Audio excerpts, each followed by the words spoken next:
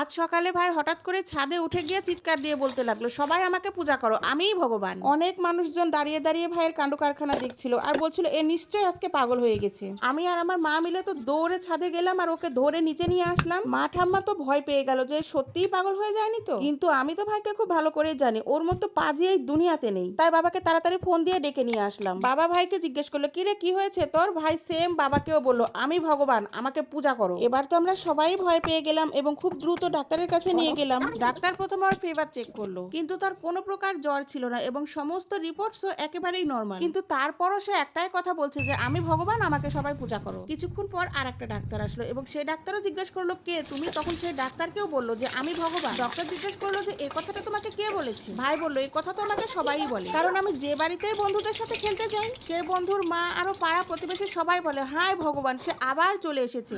ভাইয়ের স্কুলে সঠিক প্রশ্নের উত্তর দিতে পারলে 1 লাখ টাকা পুরস্কৃত করা হবে, এরকম ঘোষণা দেওয়া হয়েছে। ভাই এ কথা শুনে খুশিতে নাচতে নাচতে বাড়িতে এসে বলল, এইবার তো আমার আইফোন হয়েই যাবে। আমি বললাম, আরে কি হয়েছে আর এত টাকা কোথায় থেকেই বা আসবে? ভাই বলল, কাল আমাদের স্কুলে একটা কম্পিটিশন হবে, সঠিক প্রশ্নের উত্তর দিতে পারলে 1 লাখ টাকা পুরস্কার দেওয়া হবে। আমি বললাম, তাহলে তো অনেক কঠিন প্রশ্ন করা হবে, আর তোর কাছে এটাই বা কেন মনে হচ্ছে যে কালকে তুই জিতবি? ভাই বলল, আরে ঠাম্মা আছে না, ঠাম্মার কাছে সব ধরনের অ্যান্সার আছে। পরের দিন সকাল সকাল ঘুম থেকে উঠে স্কুলের জন্য রেডি হয়ে ভাই ঠাম্মাকে নিয়ে স্কুলে চলে যায় আর কম্পিটিশনে তারা জিতেও যায়। 1 লাখ টাকা ঘরে নিয়ে এসে ভাই নাচতে নাচতে বলতে শুরু করলো, আমি জিততে গেছি। বাবা শুনে বলল, আগে চিলাচিলি বন্ধ কর আর বল কোশ্চিনটা কি ছিল। কোশ্চিনটা শোনার আগে তোমরা যারা এর আগের ভিডিওতে কমেন্ট করেছিলা তাদের নামগুলো বলি। পার্ল এঞ্জেল, জান্নাত, এমডি রাব্বি, তোমাদেরকে অনেক ধন্যবাদ কমেন্ট করার জন্য। কম্পিটিশনে কোশ্চিনটা ছিল, 1 ঘন্টায় একটা মহিলা যদি 50টা রুটি বানায় তাহলে একই সময়ে 3টি মহিলা কয়টি রুটি বানাবে? বাবা বলল, একেবারে সহজ উত্তর, 150টা রুটি। ভাই বলল, ভুল উত্তর, একটাও রুটি বানাবে না, কারণ একজন মহিলা ছিল তাই কাজ করছিল, কিন্তু যখন 3জন মহিলা হয় তখন কুট কাচারি আর পরনিন্দাই হয়।